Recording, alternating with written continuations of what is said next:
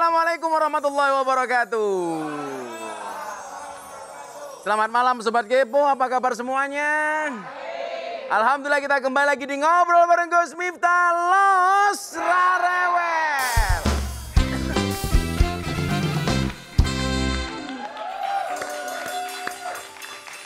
Sobat Kepo, kalau ngomongin soal kebaikan, tak luput dari rasa ikhlas. Karena ikhlas adalah pelajaran paling sulit dalam kebaikan. Ketika sudah berbuat kebaikan, balasan melimpah dari Yang Maha Kuasa pasti akan diterima. Makanya ikhlas itu tidak berharap apapun kecuali dari Allah. Itu namanya ikhlas. Kamu ngecat saja nggak ikhlas kok. Buktinya apa? Minta dibales. Lah. Kita ngecat, nggak dibales. Gimana sih nggak dibales? Itu saja tidak ikhlas. Nah, makanya kalau kamu pengen dapat balasan dari Allah, dari Yang Maha Kuasa, kamu harus ikhlas. Cinta nggak kamu sama Allah? Cinta. Tapi saya pesan satu sama kamu. Secinta-cintanya kamu dengan Allah, please jangan berinisiatif untuk menemuinya. Ya. Bablas. Allah Subhanahu wa taala berfirman di dalam surat Al-Maidah ayat 2 yang bunyinya adalah Bismillahirrahmanirrahim wa ta'awanu 'alal birri wat taqwa wala ta'awanu 'alal itsmi wal 'udwan wattaqullah innallaha syadidul iqab. Artinya, dan tolong menolong, susah amat ngomongnya. Dan tolong menolonglah kamu dalam mengerjakan kebaikan dan takwa, dan jangan tolong menolong dalam perbuatan dosa dan pelanggaran. Dan bertakwalah kamu kepada Allah, sesungguhnya Allah amat berat siksanya. Jadi yang boleh tolong menolong itu hanya dalam dua hal. Apa itu? Dalam kebaikan dan takwa. Makanya kalau ada orang berbuat baik itu disupport. Dibantu, ditolong. Ada perbuatan baik, kadang-kadang kita tidak mau support, cuma dinyinyirin doang. Maka albir atau kebaikan itu artinya adalah semua kebaikan, bermakna kebaikan-kebaikan. Dalam hal ini adalah kebaikan yang menyeluruh. Artinya apa yang menyeluruh itu? Kita berbuat baik boleh kepada siapapun. Suku apapun, ras apapun, bahkan agama apapun. Jangan kemudian kita mau menolong orang, itu dilihat agamanya. Seagama dibantu, enggak seagama enggak dibantu, itu salah.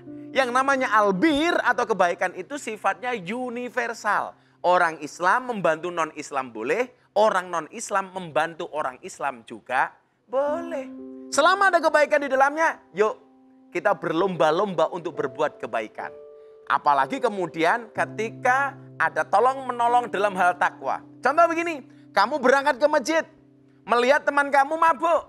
Nah, kamu jangan pernah menghakimi dan menghina para pemabuk. Yang perlu kamu lakukan adalah kamu angkat tanganmu kemudian berdoa kepada Allah. Mudah-mudahan para pemabuk itu mau berangkat ke masjid seperti kamu. Jangan sok suci, dasar pemabuk nih orang paling hebat ibadahnya.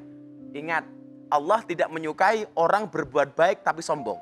Maka ketika ada kebaikan dan takwa, hendaknya kita untuk saling tolong menolong. Ingat, bukanlah kebaikan itu bukanlah menghadapkan wajahmu ke arah timur maupun ke arah barat. Akan tetapi sesungguhnya kebajikan itu ialah beriman kepada Allah, beriman kepada hari kemudian, beriman kepada malaikat-malaikat, beriman kepada kitab-kitab, kepada nabi-nabi, dan memberikan harta yang dicintainya kepada kerabatnya. Maka ingat ya, kebaikan itu adalah memberikan yang terbaik yang dia miliki. Memberikan harta yang dicintainya kepada kerabatnya. Memelihara anak-anak yatim, orang-orang miskin, musafir, dan yang memerlukan pertolongan, dan orang-orang yang meminta-minta. Itulah kebaikan-kebaikan yang bisa kita lakukan. Selanjutnya apa? Memerdekakan hamba sahaya, mendirikan sholat, menunaikan zakat. Dan orang-orang yang menepati janjinya apabila ia berjanji. Tuh, kalau janji tepati. Oh, sebelum nyalon janji. Begitu jadi lupa dengan janjinya. Itulah bedanya pilkada dengan pil KB. Wow. Tahu nggak kamu bedanya pilkada dengan pil KB? Bedanya tipis. Pil KB, ya kan lupa jadi. Pilkada, kalau jadi lupa. Ya.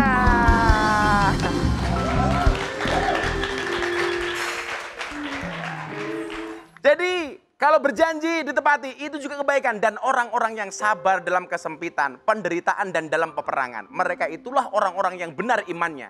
Dan mereka itulah orang-orang yang bertakwa. Demikian Allah sampaikan dalam surat Al-Baqarah ayat 177. Mudah-mudahan kita termasuk orang-orang yang selalu berbuat kebaikan. Amin. Nah, ingat, kamu tak butuh uang untuk membantu orang lain. Kamu hanya membutuhkan hati untuk membantu mereka. Nah, ngemeng-ngemeng. Ngomong-ngomong ya. Ngomong-ngomong soal kebaikan, bintang tamu satu ini seringkali membantu orang dalam gangguan jiwa. Jangan-jangan kamu ya? Orang dalam gangguan jiwa. Bahkan bisa dibilang seperti bidadari tak bersayap. Wow. Kenapa dikatakan bidadari tak bersayap?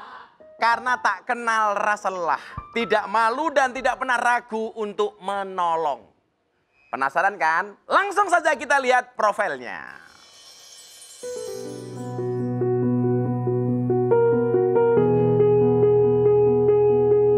Pratiwi Novianti, mantan pramugari dari salah satu maskapai besar di tanah air ini, menjadi contoh sosok yang telah memanusiakan manusia. Bagaimana tidak? Ia begitu aktif membantu orang dalam gangguan jiwa atau ODGJ, lansia, dan orang yang ditelantarkan lainnya. Awalnya bekerja selama 8 tahun sebagai pramugari di maskapai penerbangan. Namun akhirnya ia justru memutuskan untuk pensiun dini di tengah pandemi COVID-19. Hingga kini ia tengah fokus membantu para ODGJ yang ia publikasikan lewat kanal YouTube miliknya, Pratiwi Novianti, di mana kanal YouTube Pratiwi berisi tentang kegiatan sosial dengan bertujuan untuk memanusiakan manusia. Beberapa video diantaranya adalah tentang ODGJ atau orang terlantar dan mempertemukannya dengan keluarga. Dalam kanal YouTube-nya terlihat Pratiwi Novianti tanpa ragu ataupun segan dalam membantu orang-orang yang ditelantarkan. Tak heran, hanya dalam waktu singkat, kanal YouTube-nya sudah mencapai 2,3 juta subscriber. Nah, ingin tahu bagaimana kisah selengkapnya dari Pratiwi Novianti? Saksikan selengkapnya hanya di Ngobrol Bareng Gus Miftah. Ini dia Pratiwi Novianti.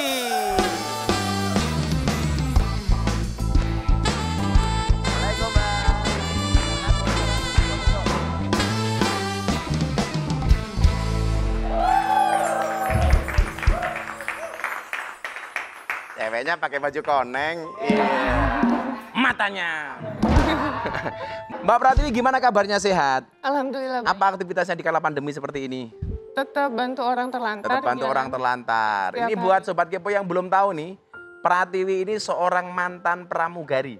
Wow, yang memutuskan untuk pensiun dini dan memilih melakukan hal yang mulia di sekelilingnya. Nah, kalau boleh tahu Mbak Pratiwi, apa pertimbangan Pratiwi meninggalkan pekerjaannya sebagai pramugari? Setahu saya kan pramugari gajinya lumayan, kenapa ditinggalin?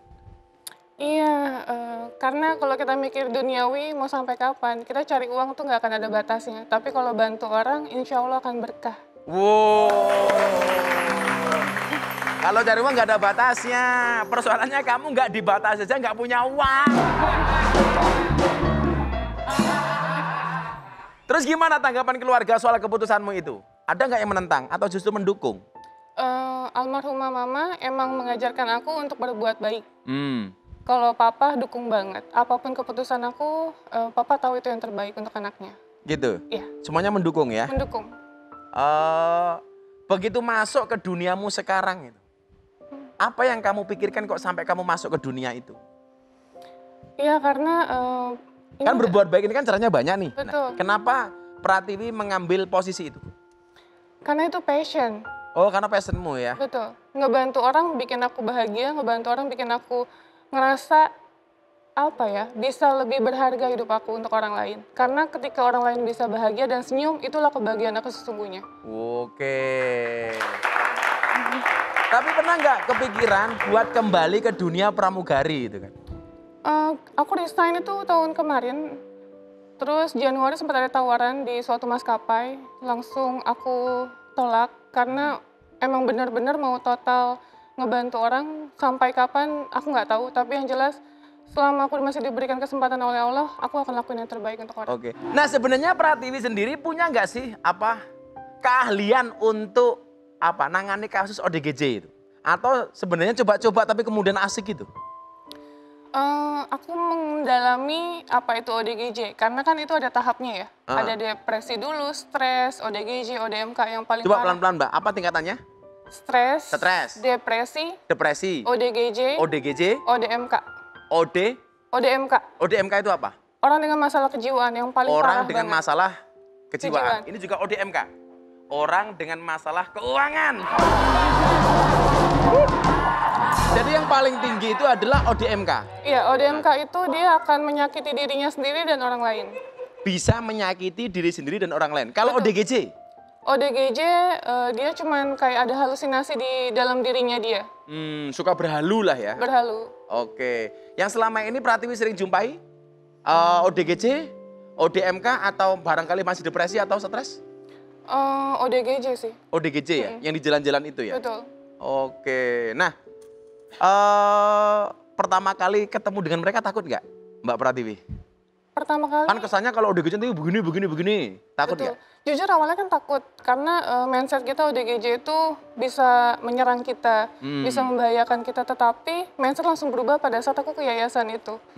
Gitu. Jadi di sana benar-benar aku melihat ODGJ yang sangat-sangat menyenangkan untuk aku. Bahkan mereka bisa dianggap teman dan saudara untuk kita. Itu mungkin karena Mbak Pratiwi cantik. Coba kalau datang dia, wow. Benar, kalau datang kamu, kan beliau nggak diganggu. Kalau yang datang kamu malah disambut. Kenapa? Temen. Nah Sobat Kepo, tentunya masih ada banyak lagi cerita menarik dari bintang tamu yang sangat spesial kali ini. Dan di segmen selanjutnya kita akan kulik lebih jauh kisah hidup dari Pratiwi Novianti. Untuk itu tetap di Ngobrol bareng Gus Miftah.